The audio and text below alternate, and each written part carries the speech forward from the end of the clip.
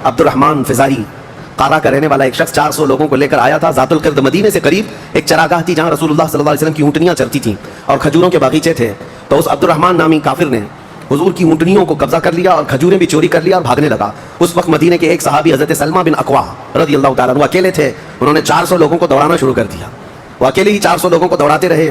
اتنا دوڑائے کہ وہ سب بھاگتے رہے کیونکہ مدینہ طیبہ سے اس وقت کوئی اس واقعے کی خبر نہیں پا سکا تھا سوائے حضرت سلمہ بن اکوع کے. ان کو رسول اللہ صلی اللہ تعالیٰ علیہ وسلم کا عظیم سپاہی کہا جاتا ہے سلمہ بن اکوع. یہ تیز دوڑتے اتنا تھے کہ عربی گھوڑا بھی ان کی دوڑ کو نہیں پکڑ پاتا تھا. اب یہ جب ان 400 لوگوں کو بھگاتے رہے اور اپنی تیروں سے ان کو نشانہ بناتے رہے. حیرت کی بات ہے جب بھی میں واقعہ پڑھتا ہوں حدیثوں میں موجود ہے کہ 400 لوگ ایک آدمی سے ڈر کر بھاگ بھی رہے اور بھاگتے جا رہے ہیں اور یہ ان کو بھگاتے جا رہے ہیں. پہاڑیاں آ گئیں تو عبدالرحمن قارا کا رہنے والا شخص پلٹ کر کے پوچھتا ہے اے شخص تو کیوں دوڑا رہا ہے ہمیں, کیوں بھگا رہا, کیا چاہتا ہے؟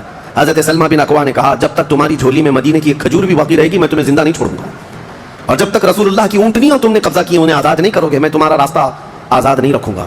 اور دوڑاتے رہے. کئی لوگ اس میں سے گھوڑے سے گر جاتے تھے, ان کی گردن پر یہ صرف پیر رکھتے وہ وہیں ٹھنڈا ہو جاتا.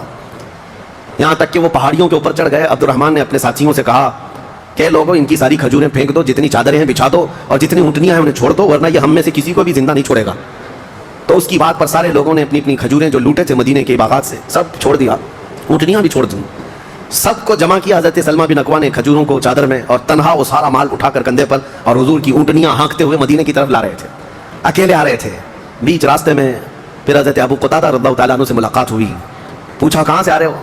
تو حضرت سلمہ بن اکوع نے واقعہ کہہ کر کے سنایا. کہا کہ چلو رسول اللہ صلی اللہ علیہ وسلم راستے میں ہی ہیں. حضور سے ملاقات ہوئی. حضور نے کہا کہ تم صحیح سلامت آ گئے, ہمیں واقعے کی خبر پہلے سے مل گئی تھی. تو ابھی بھی کہنے لگے یا رسول اللہ میں نے ان کو پانی تک پینے نہیں دیا, اگر آپ حکم فرمائیں تو ان سب کا پیچھا کر کے ان کو یہیں ختم کر دیں گے. نبی پاک صلی اللہ علیہ وسلم نے مسکرا کر فرمایا تمہاری جو اونٹنیاں تھی, تمہارے جو کھجور تھے اس کے تم مالک ہو گئے ہو, ان کا راستہ چھوڑ دو.